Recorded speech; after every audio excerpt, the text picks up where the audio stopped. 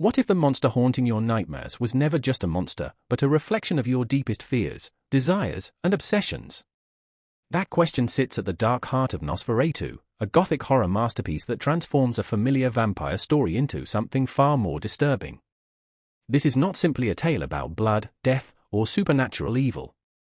It is a story about loneliness, temptation, obsession, and the terrifying power of darkness when it finds a way into the human soul. From its very first moments, the film creates an atmosphere unlike most modern horror movies. Instead of relying solely on sudden scares, it slowly wraps the audience in a feeling of dread. Every shadow feels alive. Every silence feels dangerous. Every empty hallway seems to be hiding a secret. The result is a world where fear is not an event. It is a constant presence. One of the most fascinating aspects of Nosferatu is the character of Count Orlok himself. Unlike many modern vampires who are presented as charming or glamorous, Orlok is something much older and more unsettling. He represents decay. He represents corruption. He represents death slowly creeping into a world that believes it is safe. The movie carefully portrays him not simply as a creature hunting victims but as a force that spreads darkness wherever he goes. This symbolism is crucial to understanding the deeper meaning of the story. The film repeatedly suggests that evil rarely arrives all at once. Instead, it enters gradually, quietly, patiently, until it becomes impossible to ignore. Another major theme throughout the movie is obsession. Several characters become consumed by desires they cannot fully understand. Some are drawn toward mystery. Others are driven by curiosity. Some become trapped by fear. But all of them are influenced by forces operating beneath the surface of their conscious minds. The film suggests that people are often vulnerable to darkness because darkness knows exactly what they long for.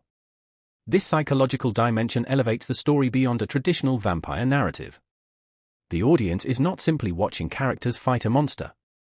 They are watching characters confront parts of themselves.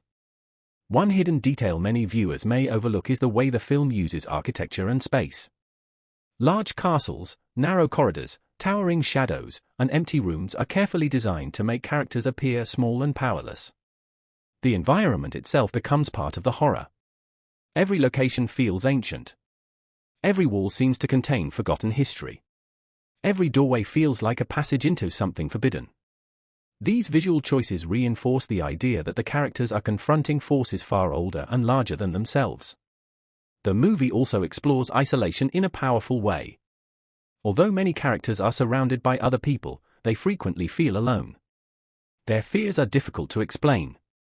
Their experiences seem impossible to understand. Their warnings often go ignored. This emotional isolation creates vulnerability. And vulnerability creates opportunity for evil to spread. Another fascinating theme is the conflict between reason and the unknown. Many characters desperately search for logical explanations. They want evidence. They want certainty. They want control. But the world of Nosferatu constantly challenges those expectations. Some mysteries cannot be explained. Some fears cannot be measured. And some dangers exist whether people believe in them or not.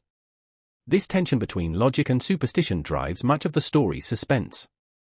As events unfold, the film gradually reveals that the true threat extends beyond physical survival. The danger is not simply whether people live or die. The greater danger is spiritual corruption. Fear begins influencing behavior. Despair begins influencing decisions. The presence of darkness changes the way people see themselves and each other. This transformation becomes one of the most unsettling aspects of the narrative. One of the strongest hidden meanings in the film involves desire. Throughout the story, temptation appears in many forms. Characters are drawn toward things they know may harm them. The film suggests that evil often disguises itself as fulfillment. People do not always fall because they are forced. Sometimes they fall because they are invited. That idea becomes increasingly important as the story approaches its climax. The final act transforms the Gothic mystery into a confrontation between sacrifice and destruction. Characters must decide what they value most. They must choose between safety and courage, between self-preservation and responsibility. These decisions give the ending emotional weight far beyond a typical horror conclusion. The climax is not simply about defeating a monster. It is about confronting darkness directly and accepting the cost of doing so. The ending itself is both tragic and powerful. Rather than providing a simple victory, the film emphasizes the consequences of confronting evil. Loss remains real. Sacrifice remains meaningful. The scars left behind do not disappear. Yet within that darkness, the story also offers a form of hope. The film suggests that courage is not the absence of fear. Courage is acting despite fear. That message gives the conclusion lasting impact. Long after the credits roll, viewers continue thinking about its themes, its imagery, and its haunting atmosphere. Nosferatu succeeds because it understands something many horror films forget. The most frightening monsters are not always hiding in the shadows. Sometimes they reveal the shadows already hiding within us. And that realization may be more terrifying than any vampire. If you enjoyed this analysis, don't forget to subscribe to Movie Story Recaps, share this video with fellow horror fans, and let us know in the comments which movie we should cover next.